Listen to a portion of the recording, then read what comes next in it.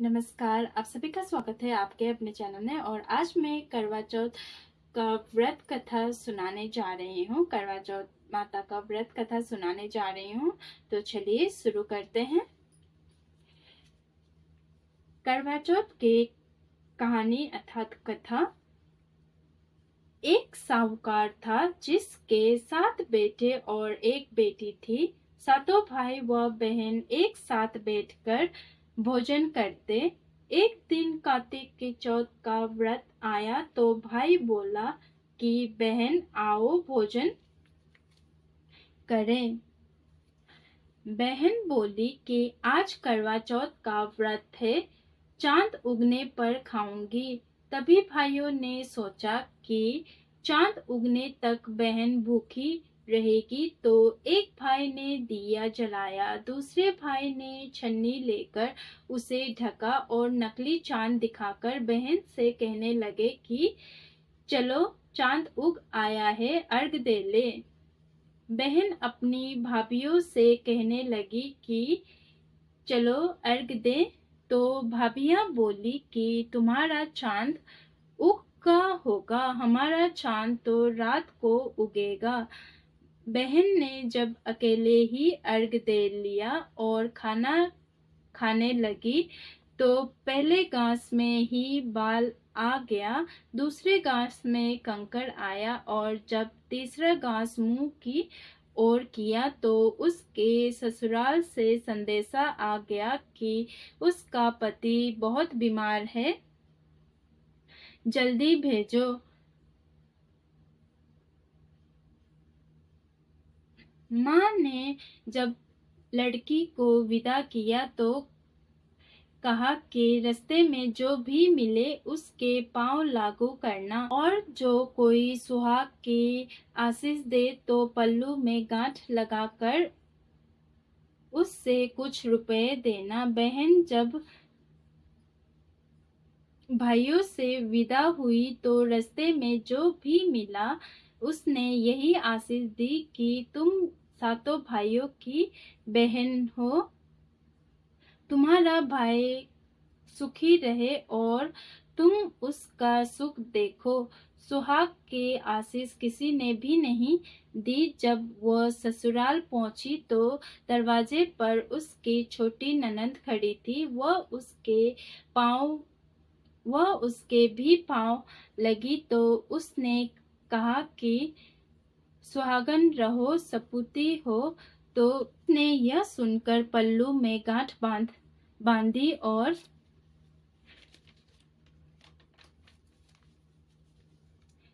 ननंद को सोने का सिक्का दिया। तब भीतर गई तो सास ने कहा कि उसका पति धरती पर पड़ा है, तो वह उसके पास जाकर उसकी सेवा करने के लिए बैठ गई। बाद में सास ने दासी के हाथ बची कुची रोटी भेज दी। इस प्रकार से समय बीते बीते मंगसिस की चौथ आई तो चौथ माता बोली करवा ले भाइयों की प्यारी करवा ले। लेकिन जब उस चौथ माता नहीं दिखी तो वह बोली, हे माता, आपने मुझे उजाड़ा तो आप ही मेरा उद्धार करोगी, आपको मेरे सुहाग देना पड़ेगा। तब उस चौथ माता ने बताया कि पौष की चौथ आएगी, वह मेरे से बड़ी है, उसे ही सब कहना, वही तुम्हारा सुहाग देगी। पौष की चौथ आकर चली गई, माघ की फागुन की चौथ आकर भी चली गई। चैत बैसाख जेठ आषाढ़ और सावन भादव की सभी चौथ आई और यही कहकर चली गई कि आगे वाली को कहना। असोज की चौथ आई तो उसने बताया कि तुम पर कार्तिक की चौथ नाराज है, उसी ने तुम्हारा सुहाग लिया है, वह वापिस कर सकती है, वही आएगी तो उसका पांव पकड़कर विनती करियो। यह बताकर वह भी चली गई। जब कार्तिक के चौथ आई तो गुस्से में बोली, भाइयों की प्यारी करवा ले, दिन में चांद उगानी करवाले, व्रत खंडित करने वाली करवाले, भूखी करवाले। तो यह सुनकर वो चौथ माता को देखकर उसके पांव पकड़कर गिड़गिड़ाने लगी, हे चौथ माता, मेरा सुहाग तुम्हारे हाथ में है, आप ही मुझे सुहागन करो। तो माता बोली, पापन हत्यारन, मेरा पांव पकड़कर क्यों बैठ गई?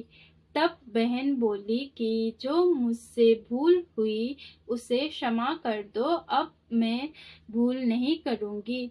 तो चौथ माता ने प्रसन्न होकर आंखों से काजल, नाखूनों में से मेहंदी और टीके में से रोली लेकर छोटी उंगली से उसके आदमी पर छींटा दिया। तो वह उठकर बैठ गया और बोला कि आज मैं बहुत सोया। वह बोली, क्या सोया? मुझे तो 12 महीने हो गए। अब जाकर चौथ माता ने सुहाग लौटाया। तब उसने कहा कि जल्दी से चौथ माता का उजामन करो। जब चौथ की कहानी सुनी, करवा पूजन किया, तो प्रसाद खाकर पति पत्नी दोनों चौपड़ खेलने बैठ गए।